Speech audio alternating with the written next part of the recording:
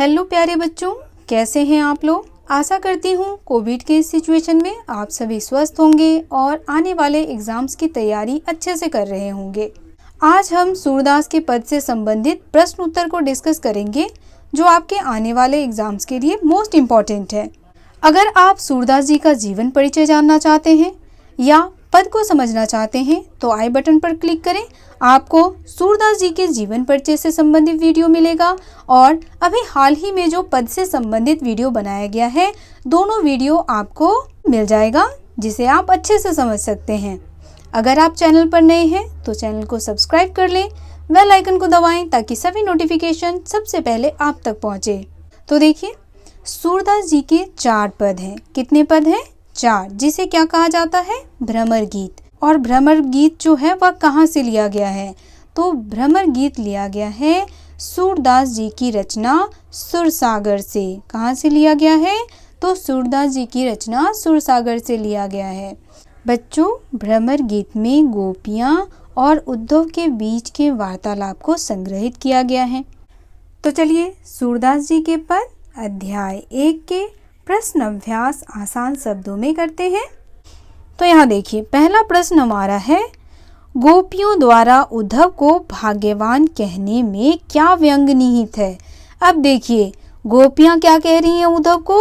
भाग्यवान। अभी हमने पढ़ा था, वह कहती हैं, हे उद्धव, तुम तो बड़े ही बरभागी हो। बरभागी यानी कि भाग्यवान हो। लेकिन यहाँ गोपियाँ भाग्यवान ना कह करके क्या कह रही हैं? उद्धव को अभागा कह रही हैं। ऐसा क्यों कह रही हैं? ऐसा इसलिए कह रही हैं क्योंकि उद्धव श्री कृष्ण के पास रहकर भी उनके प्रेम से अनभिज्ञ रह गए, उनके प्रेम के बंधनों में बंध नहीं पाए। इसीलिए गोपियाँ यहाँ उद्धव को भाग्यवान की जगह भाग्यहीन कह रही हैं। अब देखिए इसका उत्तर। गोपियाँ वास्तव में उद्धव को भाग्यहीन मानती हैं। क्यों मानती हैं ये तो आप समझ ही गए होंगे।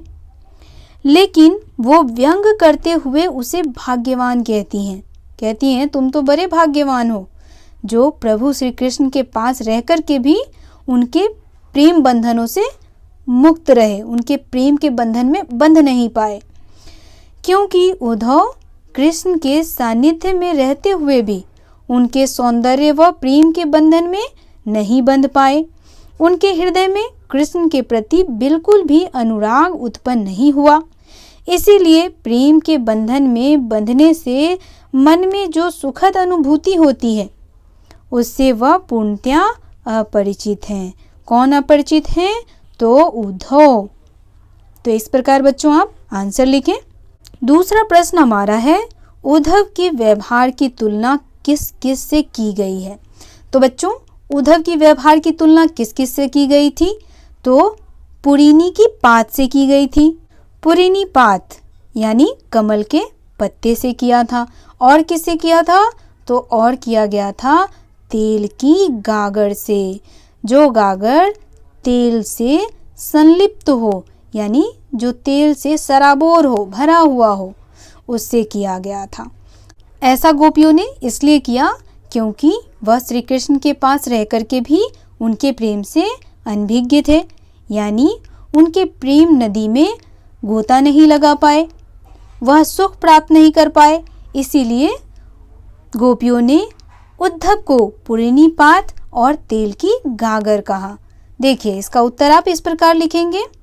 गोपियों ने उद्धव के व्यवहार की तुलना निम्न से की है। गोपियों ने उद्धव के व्यवहार की तुलना कमल के उस पत्ते से की है जो जल में रहते हुए भी जल से प्रभावित नहीं होता है। और दूसरा, गोपियों ने उद्धव के व्यवहार की तुलना जल के रखे उस तेल के मटके से भी की है जिस पर जल की एक बूंद भी टिक नहीं पाती। आप लोगों ने देखा होगा कि जिस बर्तन में तेल लगा होता है उस पर पानी की बूंद टिक नहीं पाती है। तो पुरीनी पात यानी कमल के पत्ते और तेल के गागर से उद्धव की तुलना की गई है। अगला प्रश्न हमारा है, देखिए तीसरा प्रश्न हमारा है, गोपियों ने किन किन उदाहरणों के माध्यम से उद्धव को उलाहने दिए? अब देखिए किन किन उदाहरणों के माध्यम से गोपियों ने उन्हें उलाहने दिए या कह सकते हैं कि उन पर व्यंग किए। तो उन्होंने उद्धव को क्या कहा? कमल का पत्ता कहा, जिस पर पानी की बूंद अटकती तक नहीं है। उसके बाद उन्होंने उसे तेल का गागर कहा कि हे उद्धव, तुम तो तेल की गागर की तरह हो। उसके बाद उद्धव को कड़वी ककड़ी कहा और साथ ही गोपियों ने उद्धव को बड़भागी भी कहा है। क्यों कहा है बड़भागी? क्योंकि वह जो है वह प्रभु श्री कृष्ण के पास रह कर के भी उनके सौंदर्य से अनभिज्ञ रहे, उनके सौंदर्य को नहीं देख पाए। तो यहाँ उन्होंने बड़भागी कहकर भी उद्धव को उलाहना दिया है या कह सकते हैं कि उद्धव पर व्यंग किया है। तो देखिए इसका आंसर आप इस प्रकार लिखेंगे। गोपियों ने निम्नलिखित उदाहरणों के माध्यम से उद्धव को उलाहने दिए। गोपियों ने उद्धव को कमल के उस पत्ते के समान बताया है जो पानी में रहते हुए भी उससे अप्रभावित रहता है, यानी कमल के पत्ते पर पानी की एक बूंद भी नहीं रहती है। गोपियों ने उद्धव की तुलना जल के रखे उस तेल के मटके से भी करती है जिस पर जल की एक बूंद टिक नहीं पाती है। और साथ ही गोपियां और क्या क्या कहती हैं? गोपियों ने उद्धव के संदेश को क्या कहा है? कड़वी ककड़ी के समान कहा है, क्योंकि कड़वी ककड़ी खाई नहीं जाती। इसी तरह उन्हें भी उद्धव का जो ये योग संदेश था यह समझ में नहीं आता है। और गोपियों ने उद्धव को बड़भागी भी कहा है। बड़भागी यानी कि भाग्यशाली। बड़भागी का मतलब क्या होता है? भाग्यशाली होता है, भाग्यवान होता है। लेकिन यहाँ उद्धव पर व्यंग करते हुए वो क्या कह रही हैं? भाग्यहीन, कि तुम जो हो वह बहुत ही भाग्यहीन हो, प्रभु के पास रहकर के भी उनके प्रेम में स्वयं को सराबोर नहीं कर पाए। तो यहाँ गोपियाँ उद्धव को बड़भागी कहकर भी उलाहना देती हैं, क्योंकि वह श्री कृष्ण के सानिध्य में रह कर के भी उनके प्रेम बंधन से मुक्त रहे। अगला प्रश्न है, उद्धव द्वारा दिए गए योग के संदेश ने गोपियों की विरह अग्नि में घी का काम कैसे किया? तो देखिए कैसे किया। जब उद्धव कहते हैं कि प्रभु श्री कृष्ण ने आपके लिए किस चीज़ का संदेश भेजा है? योग मार्ग का संदेश भेजा है। अब यह सुनकर के गोपियाँ पहले से ही क्या थी? दुखी थी। और यह सुनकर के और भी उन्हें क्या हुआ? क्रोध आने लगा कि भाई हम तो प्रभु श्री कृष्ण के आने के आस पर ही जीवित हैं और वह हमें क्या संदेश भेज रहे हैं? योग का संदेश भेज रहे हैं। श्री कृष्ण का आगमन जो है वह गोपियों के जीने का आधार है और इसी आस पर वह विरह वेदना को सह रही हैं। लेकिन जब श्री कृष्ण योग संदेश भेजते हैं उद्धव के माध्यम से तो वह बहुत ही व्यथित हो जाती हैं। देखिए इसका उत्तर। गोपियों को आशा थी कि एक न एक दिन श्री कृष्ण वापस लौटकर जरूर आएंगे और वो इसी उम्मीद में अपने तन मन की व्यथा को चुपचाप सहते हुए हर वक्त कृष्ण के प्रेम रस में डूबी रहती थी। लेकिन श्री कृष्ण ने स्वयं आकर उद्धव को योग संदेश देकर उनके पास भेज दिया। और देखिए, और जब उद्धव ने गोपियों के पास पहुंचकर कृष्ण को भूल जाने और योग साधना करने का उपदेश देना शुरू किया, तब गोपियों को लगने लगा कि अब कृष्ण कभी वापस नहीं आएंगे और न ही उनका इंतजार कभी खत्म होने वाला है। कृष्ण को उनके दुख का एहसास तक नहीं है। यही सोचकर गोपियों की विरह वेदना और बढ़ गई और इस तरह उद्धव द्वारा दिए गए योग संदेश ने उनकी विरह वेदना की अग्नि में घी का काम किया। नेक्स्ट क्वेश्चन हमारा है, मर्यादा न लही के माध्यम से कौन सी मर्यादा न रहने की बात की जा रही है? तो यहाँ देखिए, गोपियाँ कहती हैं मर्यादा न लही। यहाँ जो है गोपियाँ प्रेम की मर्यादा को निभा रही हैं, लेकिन वह कहती हैं कि प्रभु श्री कृष्ण अपनी मर्यादा को नहीं निभा रहे, अपने वादा को नहीं निभा रहे हैं। उन्होंने गोपियों से वादा किया था कि वो वापस लौट करके आएंगे, लेकिन जब वह गोकुल से मथुरा गए तो वापस लौट करके नहीं आए, बल्कि उद्धव के माध्यम से संदेशा भेज दिया। इसीलिए यहाँ गोपियाँ कहती हैं मर्यादा न लहीं, यानी प्रभु श्री कृष्ण ने अपनी मर्यादा नहीं रखी। अब देखिए इसका उत्तर, मर्यादा न लहीं का मतलब प्रेम की मर्यादा नहीं रही से है। कृष्ण के मथुरा चले जाने के बाद गोपियाँ कृष्ण से दूर हो जाने की विरह वेदना को चुपचाप मर्यादित होकर सह रही थी, केवल इस उम्मीद में कि एक ना एक दिन कृष्ण वापस लौटकर अवश्य आएंगे। वो अपनी इस विरह वेदना का जिक्र किसी से नहीं करती थी। वो श्री कृष्ण से कितना प्रेम करती हैं, लेकिन जब श्री कृष्ण ने प्रेम के बदले में प्रेम की मर्यादा को भूलकर उद्धव को गोपियों के पास योग संदेश लेकर भेजा, तो गोपियां अपनी मर्यादा को भूलकर कृष्ण के प्रति अपने प्रेम को जताने के लिए विवश हो गईं। इसीलिए गोपियां कहती हैं श्री कृष्ण से मर्यादा न लहीं। अगला प्रश्न है, कृष्ण के प्रति अपने अनन्य प्रेम को गोपियों ने किस प्रकार अभिव्यक्त किया है। पहले पद में आप लोगों ने देखा होगा गोपियां क्या कहती हैं। गोपियां कहती हैं कि सूरदास अबला हम भोरी, गुड़ चाटी ज्यों पागी। गोपियां कहती हैं कि हम कैसी हैं, हम अबला हैं। अबला कहने का अर्थ है जिसमें बल न हो। तो गोपियां यहाँ पर अपने आप को अबला स्त्री कह रही हैं कि हम बहुत ही अबला हैं, भोली भाली हैं। कैसी हैं, तो उस चींटी की तरह हैं। किसकी तरह हैं, उस चींटी की तरह हैं जो गुड़ से चिपटी रहती है। उसी प्रकार हम श्री कृष्ण के प्रेम बंधन से बंधे हुए हैं। और गोपियाँ कहती हैं कि हम क्या हैं, हारिल की लकड़ी हैं। हारिल क्या है, तो हारिल एक पक्षी है जो क्या करता है, अपने पंजों में लकड़ी को कसकर पकड़े रहता है। उसी प्रकार गोपियाँ कहती हैं हम तो हारिल की लकड़ी हैं, यानी उस हारिल पक्षी की तरह हैं जो पंजों में लकड़ी पकड़े रहती है। उसी तरह हम भी हैं। हम अपने हृदय में, अपने उर में अपने श्री कृष्ण को बसाए हुए हैं। तो इस प्रकार से गोपियाँ अपने अनन्य प्रेम को अभिव्यक्त करती हैं। तो चलिए देखते हैं इसका उत्तर। कृष्ण के प्रति अपने अनन्य प्रेम को गोपियों ने निम्नलिखित उदाहरणों द्वारा व्यक्त किया है। गोपियों ने अपनी तुलना उन चींटियों से की जो गुड़ से चिपक जाती हैं और फिर उससे अलग नहीं हो पाती हैं। वो कहती हैं कि ठीक उसी तरह वो भी कृष्ण के प्रेम के बंधन में बंध गई हैं और अब अलग नहीं हो सकती।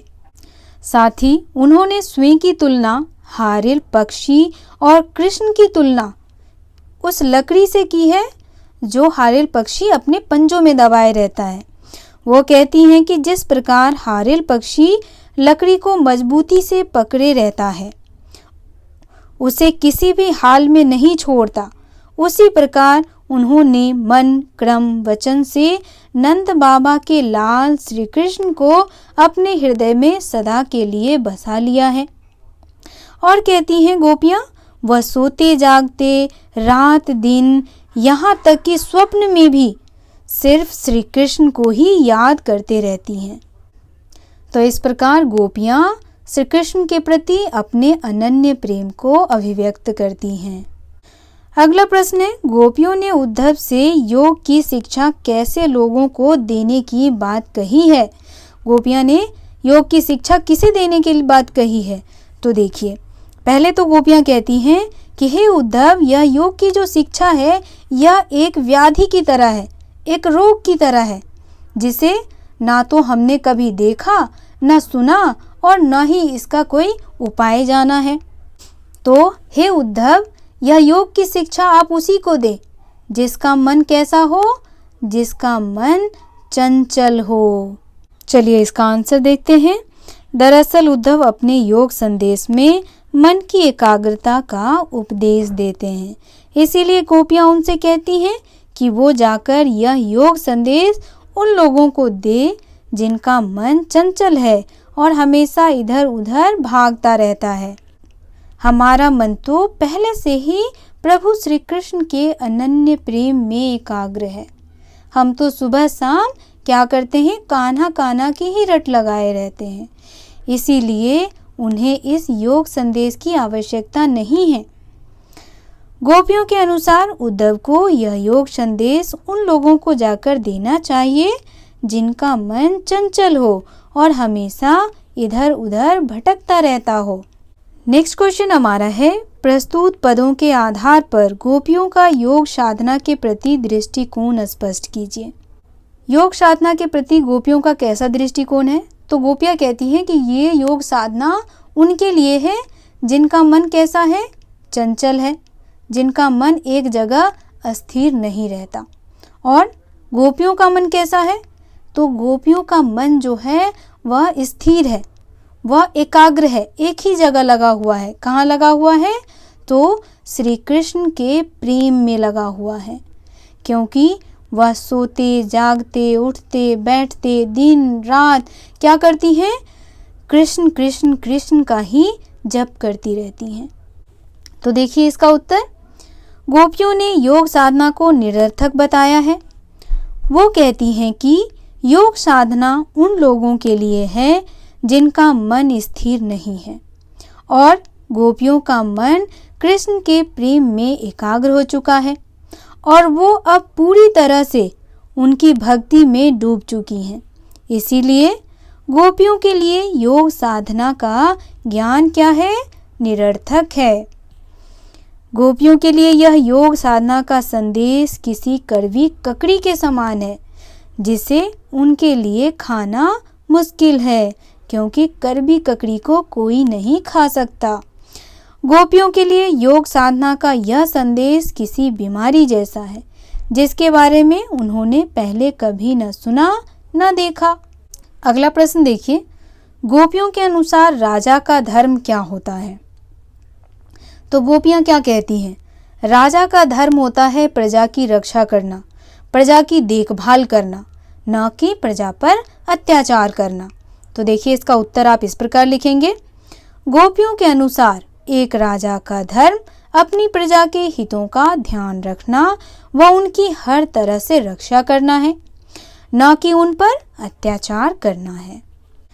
अगला प्रश्न हमारा है, कृष्ण में ऐसे कौन से परिवर्तन दिखाई दिए जिनके कारण वे अपना मन वापस पा लेने की बात कहती हैं? अब ऐसा क्यों कहती हैं गोपियाँ? गोपियाँ ऐसा इसलिए कह रही हैं क्योंकि गोपियाँ श्री कृष्ण से प्रेम करती हैं, और जब श्री कृष्ण ने योग संदेश भेजा और स्वयं नहीं आए तो गोपियों की विरह वेदना और बढ़ गई। तो गोपियाँ कहती हैं, लगता है प्रभु श्री कृष्ण ने राजनीति पढ़ ली है, अब वो बहुत ज्ञानी हो गए हैं, बहुत बुद्धिमान हो गए हैं। जब वो हमारे साथ रहते थे तब क्या करते थे? तब गायें चढ़ाया करते थे, मुरली बजाया करते थे और मीठी मीठी बातें किया करते थे, लेकिन अब तो ज्ञान की बातें कर रहे हैं, वह बहुत बड़े विद्वान हो गए हैं। इसीलिए वह उद्धव से कहती हैं कि जब श्री कृष्ण गोकुल से मथुरा जा रहे थे तब हमने अपना मन उन्हें दे दिया था, हम उनसे अपना ये मन वापस ले लेंगी। तो चलिए इसका आंसर देखते हैं। गोपियों को श्री कृष्ण में निम्नलिखित परिवर्तन दिखाई दिए। क्या क्या दिखाई दिया वो देखिए। गोपियों के अनुसार श्री कृष्ण ने द्वारिका जाकर राजनीति सीख ली है और बड़े बड़े ग्रंथों को पढ़ने के कारण उनकी बुद्धि और बढ़ गई है, जिस कारण वह पहले से भी अधिक चतुर हो गए हैं। पहले वह प्रेम की मर्यादा को समझते थे और प्रेम का बदला प्रेम से ही चुकाते थे, लेकिन अब वह प्रेम की मर्यादा को भी भूल गए हैं। कौन कह रही हैं? गोपियाँ कह रही हैं कि पहले कृष्ण दूसरों के हित और कल्याण की बात ही सोचते रहते थे और लोगों को अन्याय और अत्याचार से मुक्ति दिलाते हैं, लेकिन अब वो यह सब भूलकर सिर्फ अपने बारे में ही सोचने लगे हैं। कौन? श्री कृष्ण। गोपियों को तब सबसे ज़्यादा बुरा लगता है जब श्री कृष्ण खुद आकर उनसे मिलने के बजाय उद्धव को योग संदेश देकर उनके पास भेज देते हैं। कृष्ण में आए इन्हीं सब परिवर्तनों को देखकर गोपियाँ उनसे अपना मन वापस करने की बात कहती हैं। अगला प्रश्न है, गोपियों ने अपने वाक्य चातुर्य के आधार पर ज्ञानी उद्धव को परास्त कर दिया। उनके वाक्य चातुर्य की विशेषता लिखिए। तो यहाँ देखिए, इस प्रकार इसका उत्तर लिखेंगे आप। गोपियों ने अपने वाक्य चातुर्य के आधार पर ज्ञानी उद्धव को परास्त कर दिया। उनके वाक्य चातुर्य की विशेषता निम्न है।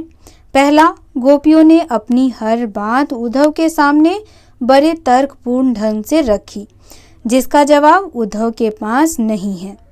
गोपियां उद्धव को बार बार ताने मार कर चुप करा देती हैं और गोपियां व्यंग के द्वारा भी अपनी बात स्पष्ट रूप से उद्धव के सामने रखती हैं।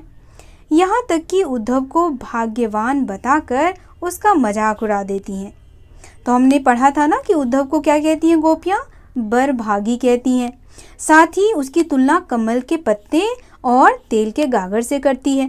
तो इस प्रकार से वह उद्धव का मजाक उड़ाती हैं और उसकी तुलना तेल की गगरी और कमल के पत्ते से करती हैं। गोपियों ने अपने तीखे प्रहारों द्वारा ज्ञानी उद्धव को परास्त कर दिया। अगला प्रश्न हमारा है, संकलित पदों को ध्यान में रखते हुए सूर के भ्रमर गीत की मुख्य विशेषताएं बताइए। तो देखिए, सूर के भ्रमर गीत की मुख्य विशेषताएं कुछ इस प्रकार हैं। सूरदास ने अपने भ्रमर गीत में निर्गुण भक्ति के बजाय सगुण व साकार भक्ति को प्रधानता दी है। भ्रमर गीत में गोपियों के कृष्ण के प्रति अनन्य प्रेम के आगे योग साधना का महत्व कम आंका गया है और भ्रमर गीत में उद्धव व गोपियों के माध्यम से ज्ञान और प्रेम में प्रेम को सर्वोपरि माना गया है। भ्रमर गीत को अनुप्रास, उपमा, रूपक, विभावना, अतिशयोक्ति जैसे अलंकारों से सुशोभित किया गया है। भ्रमर गीत में ब्रज भाषा का प्रयोग किया गया है जो इसे और मधुर और सरस बनाता है। भ्रमर गीत एक भाव प्रधान गीति काव्य है। साथ ही भ्रमर गीत गोपियों के कृष्ण के प्रति अनन्य प्रेम का सबसे सुंदर उदाहरण है, जिसमें वह खुद को हारिर पक्षी और कृष्ण को लकड़ी बताकर उनसे कभी भी अलग नहीं होने की बात करती हैं। गोपियों ने अपनी सरलता, सहजता, तानु, तर्क सहित व व्यंग्यात्मकता से उद्धव के योग साधना संदेश को अपनी कृष्ण के प्रति एकाग्र भक्ति के आगे तुच्छ साबित कर दिया है। और भ्रमर गीत में संगीतात्मकता का गुण विद्यमान है, क्योंकि सूरदास एक सुप्रसिद्ध गायक भी थे। भ्रमर गीत में सूरदास ने गोपियों की विरह वेदना का स्वाभाविक व मार्मिक वर्णन किया है। अगला प्रश्न हमारा है, गोपियों ने उद्धव के सामने तरह तरह के तर्क दिए हैं। आप अपनी कल्पना से और तर्क दीजिए। अब देखिए, गोपियों ने तो बहुत सारे तर्क दिए थे। अब हमें अपनी कल्पना से क्या करना है? तर्क देना है। तो हम कैसे तर्क दे सकते हैं? देखिए, एक निष्ठा व सच्चा प्रेम करने वालों को योग साधना का संदेश देना उचित नहीं है, क्योंकि जो व्यक्ति सच्चा प्यार करता है वह उसी में लीन हो जाता है जिससे वह प्यार करता है। उसके मन में उसके प्रति कोई छल कपट की भावना नहीं रहती। उसका मन जो है वह विचलित नहीं होता। आगे देखिए, मिलने का वादा करके कृष्ण ने अपना वचन नहीं निभाया, क्योंकि गोपियां जो थीं वह किसके आधार पर जी रही थी? तो वह कृष्ण के आस पर जी रही थी कि एक ना एक दिन प्रभु श्री कृष्ण अवश्य वापस आएंगे। उन्होंने न राजधर्म निभाया और न ही प्रेम धर्म। गोपियां उन पर यह भी आरोप लगाती हैं कि वह कौन थे? एक तो कृष्ण उनके प्रेमी भी थे और वे एक राजा भी थे। राजा होने के नाते उन्हें अपना राजधर्म निभाना चाहिए था। राजधर्म क्या होता है? अपनी प्रजा को खुश रखना। साथ ही कृष्ण भले ही बहुत बड़े बड़े ग्रंथ पढ़कर चतुर राजनीतिज्ञ बन गए हों, लेकिन हम भोले भाले कृष्ण प्रेम में ही मगन ठीक हैं। हमें नहीं बनना चतुर राजनीतिज्ञ व विद्वान। गोपियां कहती हैं ना कि हमारे जो भोले भाले कृष्ण थे, जब वह गोकुल में रहते थे तो वो क्या करते थे? बांसुरी बजाते थे, है ना, और गायों को चढ़ाते थे, मीठी मीठी बातें किया करते थे। लेकिन जब वो मथुरा गए तो क्या बन गए? एक चतुर राजनीतिज्ञ, बहुत बड़े विद्वान बन गए हैं। इसीलिए वह ऐसी ऐसी बातें कर रहे हैं। और गोपियाँ कहती हैं कि हम किस में खुश हैं, तो कृष्ण के प्रेम में ही खुश हैं। योग का मार्ग कठिन है, जो हम गोपियों के बस की बात नहीं है। अब उद्धव जो है वह क्या लेकर के आते हैं, तो योग मार्ग का संदेश लेकर के आते हैं। गोपियाँ इसे क्या बताती हैं? गोपियाँ कहती हैं कि यह एक ऐसा रोग है जो ना तो हमने कभी सुना है, न कभी देखा है, और ना ही हम इसका इलाज जानते हैं। तो हमारे लिए क्या ठीक है? हमारे लिए प्रेम मार्ग ही ठीक है। यह योग मार्ग हमारे लिए बहुत ही कठिन है। अब देखिए अगला प्रश्न हमारा है, उद्धव ज्ञानी थे, नीति की बातें जानते थे, गोपियों के पास ऐसी कौन सी शक्ति थी जो उनके वाक्य चातुर्य में मुखरित हो उठी? तो देखिए गोपियों के पास जो है वह सच्ची प्रेम की शक्ति थी। वह प्रभु श्री कृष्ण से सच्चा प्रेम करती थी। एकाग्रचित होकर के वह प्रभु श्री कृष्ण में लगी रहती थी। इसीलिए वह उद्धव के साथ वाक्य चातुर्य में मुखरित हो पाई। देखिए इसका आंसर, गोपियों के पास कृष्ण प्रेम की सच्ची व एकाग्र भक्ति की शक्ति थी, जिस कारण उन्होंने उद्धव जैसे ज्ञानी को भी अपने वाक्य चातुर्य से परास्त कर दिया। अगला प्रश्न देखते हैं। अगला प्रश्न हमारा है, गोपियों ने यह क्यों कहा कि हरि अब राजनीति पढ़ी आए हैं? क्या आपको गोपियों के इस कथन का विस्तार समकालीन राजनीति में नजर आता है? स्पष्ट कीजिए। अब यहाँ गोपियाँ क्या कहती हैं प्रभु श्री कृष्ण पर आरोप लगाते हुए कि हरि अब राजनीति पढ़ी आए। ऐसा क्यों कहती हैं? क्योंकि प्रभु श्री कृष्ण उनके लिए योग मार्ग का संदेश भेजते हैं, जिसको सुनकर के उन्हें अति क्रोध आ जाता है। जिनसे सच्चा प्रेम करते हैं, हम जिनमें दिन रात लीन रहते हैं और हम जिनकी आस में जी रहे हैं, वही हमारे साथ क्या कर रहे हैं? राजनीति कर रहे हैं। वह हमारे लिए योग साधना के संदेश भेज रहे हैं। तो इसी वजह से वह क्रोधित होकर के कहती हैं कि हरि अब राजनीति पढ़ाए। देखिए इसका उत्तर, हरि अब राजनीति पढ़ी आए। गोपियों ने इसलिए कहा क्योंकि श्री कृष्ण ने सीधी सरल भाषा में न कहकर योग साधना के उपदेश के माध्यम से अपनी बात गोपियों तक पहुंचानी चाहिए। यह एक व्यंग्यात्मक वाक्य है, जिसमें गोपियों ने राजनीति शब्द को व्यंग्य के रूप में प्रयोग किया है। इसमें कहीं न कहीं समकालीन भ्रष्ट राजनीति को परिभाषित करने की कोशिश की गई है और उद्धव ने कृष्ण संदेश को उसी तरह से घुमा फिरा कर कहने की कोशिश की, जिस तरह से आमतौर पर राजनेता घुमा फिरा कर अपनी बात जनता के सामने रखते हैं। कृष्ण ने गोपियों से गोकुल आकर मिलने का वादा किया था, जिसे उन्होंने पूरा नहीं किया। ऐसे ही जैसे आज के राजनेता वादा करके भूल जाते हैं। इसीलिए गोपियों ने श्री कृष्ण को कहा कि हरि अब राजनीति पढ़ाए हैं। तो बच्चों, प्रश्न उत्तर का ये अभ्यास यहीं समाप्त होता है। मैं आशा करती हूँ आपको समझने में कठिनाई नहीं हुई होगी। अगर आपके कोई सवाल हैं तो आप हमें कमेंट बॉक्स में लिख सकते हैं। बच्चों, ऐसे ही वीडियो देखने के लिए हमारे चैनल को सब्सक्राइब कर लें और अगर आप हमें सपोर्ट करना चाहते हैं तो इस वीडियो को अपने सभी ग्रुप में शेयर कर दें। आप सबका बहुत बहुत धन्यवाद।